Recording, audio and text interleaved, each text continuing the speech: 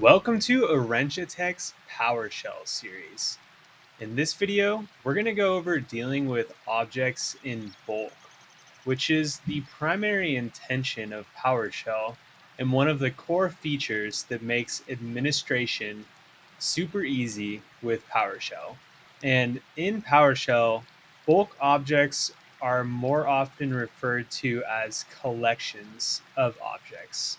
So when you're running git process and you receive all of those process objects in the pipeline, that is better referred to as a collection of objects. So let's look at the first way of dealing with these collections of objects. And it's going to be the one that you're the most familiar with. And if you've been watching my videos, we've gone through this many times and used the pipeline to deal with collections in this way.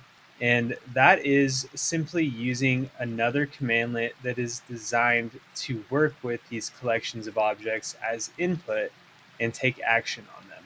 So let's look at an example, and this isn't something you ever want to run, but this is a good way to demonstrate how to deal with these collections of objects. So we're using git process to get all of the process objects on our computer, and then we pipe that into stop process, which is going to take each of those objects one at a time and stop that process.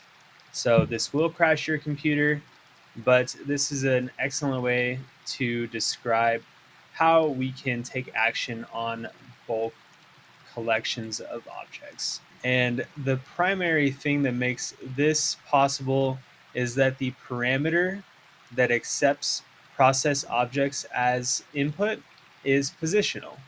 So when you're looking through forums or looking at other people's scripts, you're going to see that the parameter is often not specified when we're passing objects down the pipeline. And that is because these commandlets are designed to accept the object as input so that we can work with bulk collections of objects. And let's look at one that we can actually run.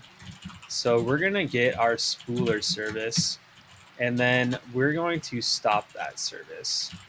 So here you can see that we got our spooler service and piped that into our stop service commandlet, which took the service object as an input and then stopped that service. But we don't get any kind of output to tell us whether anything was accomplished. And that's where the parameter pass through comes in. And we'll look at that now.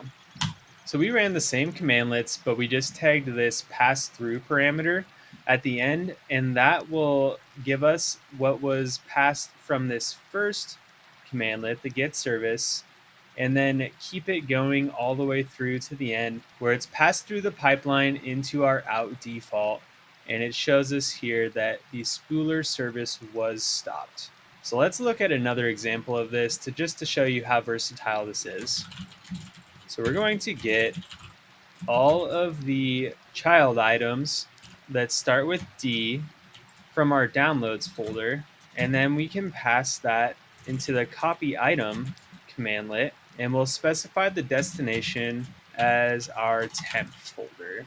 And we're also going to add the pass-through parameter at the end, and we can see that it's going to show us all of the items that were copied from our downloads folder into our temp folder right here at the end of our pipeline. So pass-through is definitely something that you want to know, and something that's going to boost your usability of running those commandlets on collections of objects.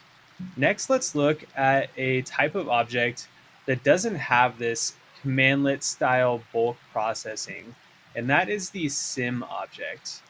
So the CIM is a common information model object, and it is an open standard for keeping the management of systems consistent no matter what the underlying technology is.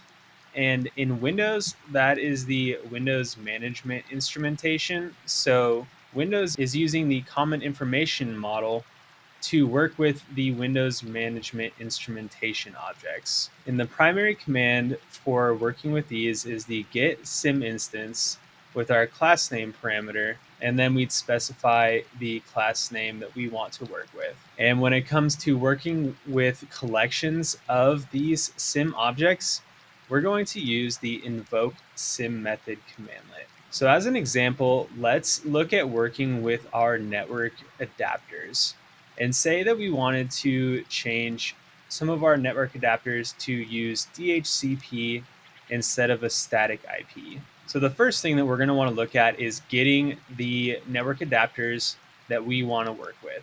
So we'll use the get-sim-instance cmdlet with our class name parameter, specify our network adapter class name, and then we're going to filter on the description like, and here the percentage symbol is used as a wildcard for our WMI objects. In my network, adapters are the killer model, and then we'll pipe that into format list to view that how we want it here. And then you can see right now both of these already have DHCP enabled, but we'll still run through this anyways to show you how this would work. So of all of the network adapters I have on my computer, I just got the two that have killer in the description, and that's the Ethernet and the wireless. And as I mentioned earlier, there is no native cmdlet for enabling DHCP. So we couldn't just pipe these two objects into a command like enable DHCP. We're going to have to get a little bit more creative in how we accomplish that task. And the way that we do that is by accessing the methods on the CIM class directly. So to discover the methods that we have available to us on the different CIM classes, we can use a different cmdlet to get the CIM class and then expand the CIM class methods property. So here we got our network adapter configuration class, and then pipe that into our select object to select these CIM class methods. And we can see the methods that we have available to us. And that first one here is enable DHCP. So the next thing that we need to figure out is how do we run this method in a bulk fashion? And to do that, we're going to use our Invoke-CimMethod Cmdlet. So we're using the same cmdlet that we did before, but now we're going to pipe this into the Invoke-CimMethod, and then we specify our method name, and we're using the enable DHCP. So we run that, and then let's look at the few things that we need to be aware of with using Invoke-CimMethod. We can see here that we didn't add the parentheses at the end of that method. So we're just specifying the name here of the method that we want to invoke. And this is not case sensitive, so you can use all lowercase, all uppercase. It's not going to matter. It's purely looking just for the name. And Invoke-CimMethod can only accept one type of CIM object at a time, which in this case is our network adapter configuration, but it can accept multiple of those objects. And in fact, that is the best way to use this cmdlet so that we can take bulk actions on our objects. And this does have the what if and confirm parameters available so that we can see what would happen if we did run the methods on a certain CIM object. And here we can see the output for the Invoke-CimMethod. And the first is the return value. And we could go and look up through a Google search what these numbers mean. I do think that this means that there was an error, probably because DHCP is already enabled. I think 0 means that it was successful. But again, a quick Google search will tell you what the numbers correlate to. And then for our PS computer name, if it's blank, it just means that it ran on the local host. So it's going to give you the return value and what computer that this was ran on. And then to wrap that up, if you can get to a CIM class using the get CIM instance cmdlet, then you're most likely going to be able to run that Invoke-CimMethod on that object. So this is definitely something that you're going to want to keep in your back pocket for working with CIM objects, because it's not going to have those native cmdlets like the get process stop process example. All right, next, let's go over what we do if we don't have a commandlet to take an action on a collection of objects. And this is known as enumerating the object. And again, this is going to be used in those times when you just don't have a commandlet to use, or perhaps there is a commandlet, but it does not take an object as one of its parameters. And the two ways to do this are either using a commandlet, which is going to be the example that we go over here in this video, or you could use a scripting construct, which is something that we'll go over in a later video. So that commandlet that we use to enumerate the objects is going to be ForEach-Object. Let's run the help on this to look at the parameters for this. So the first one we're going to look at here is ForEach-Object and then this process parameter. And this accepts a script block as an input. So we are getting objects with one command,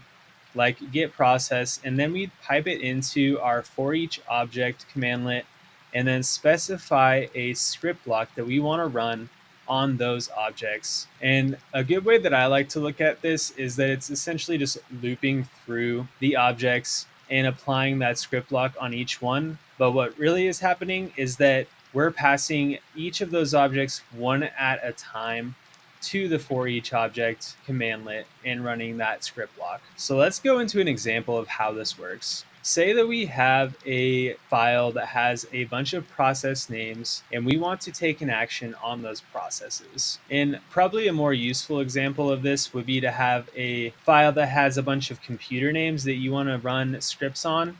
But for this video, we're just going to look at processes just to go over how this cmdlet works. So we'll get those names using our get content cmdlet, and we'll specify our file name, and then we can pipe this into our ForEach-Object cmdlet, and then specify our process parameter and then our script block. And we'll get process based on the name of the process, and then using the $underscore, we are specifying the current object in the pipeline at that time, which is going to be one of those names of the processes in our process.txt file. We'll close the bracket there.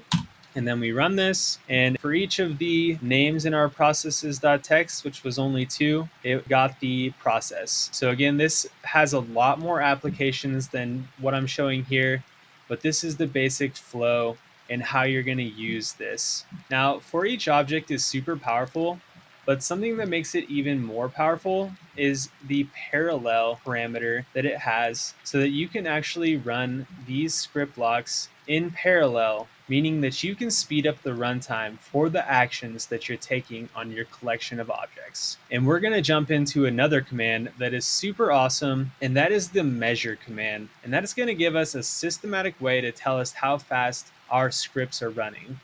So let's take the measure command and not specify something as running in parallel, just to show us the difference here. And I have another file that has all the processes, and we're going to pipe that into the ForEach-Object.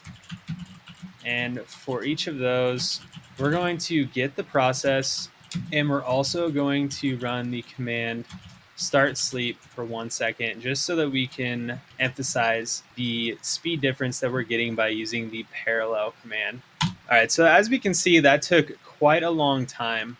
Now let's run this using our parallel parameter. And I want to point out that the default option for the parallel parameter is to only run 5 scripts at a time. So we can use the throttle limit parameter to bump that up to 40. In this case, we could choose any number, but there are going to be diminishing returns the higher that we run this. So we'll specify our parallel parameter instead of our process parameter, and then we'll use our get process and the name, and then using the $underscore, we'll specify the current object in the pipeline, and then we'll do our same start sleep 1 second, close that off, and run it. So by boosting that throttle limit up to 40, it went from 6 minutes to 10 seconds. Now let's go and run this again, but we're going to specify 80 instead of 40. So we can see it didn't really half the time that it ran. It was 6 seconds instead of 5.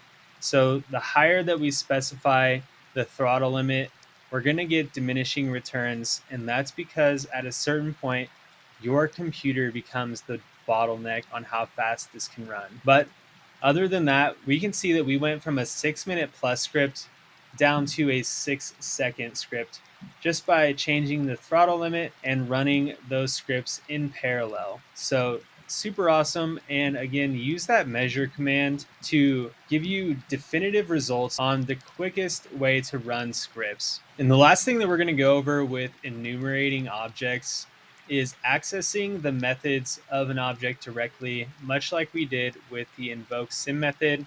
But in this case, we are using enumeration and the ForEach-Cmdlet to access those methods directly. So to look at the methods of an object, we can pipe that object into getMember and go up to our methods here.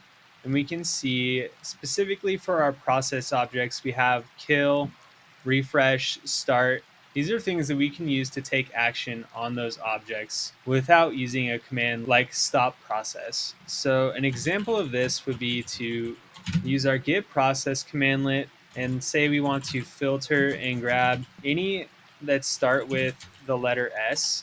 And then we could pipe that into our ForEach-Object Cmdlet, and using our $_ and then a period, we can access the method, in this case the kill method, to kill each of those objects that's passed through the pipeline. So that's just one more way that we can use object enumeration in our ForEach-Object Cmdlet to take actions in bulk on a collection of objects. And then just to go over some syntax, the aliases for ForEach-Object are going to be the %sign and for each. So aliases are great when you're in the shell and you're quickly doing stuff. But if you're ever writing something and putting it into a script file, or even writing it and someone else is going to see it, it's best to just specify the full cmdlet names, which is especially easy when you have tab completion. But as a PowerShell expert, you do want to know the aliases for cmdlets. So if you see someone else using them, you know what they mean. So the aliases for ForEach-Object are the % and just for each. So you're going to see those. And then I also want to point out one more time that our $_ is simply meaning the current object in the pipeline at that time. And then we can always use the period to access the properties of that object or the methods. As we can see here, we access the kill method of the current object in the pipeline. So to recap for this video, you should always find ways to take bulk actions on collections of objects, and you can do that using a cmdlet that's already built, or you can use that using object enumeration. There is even ways to do that using script constructs, and that is something that we will go over in a later video. But that wraps up this video. Be on the lookout for my next video where we're going to go over variables in PowerShell. So thanks for watching and have a good day.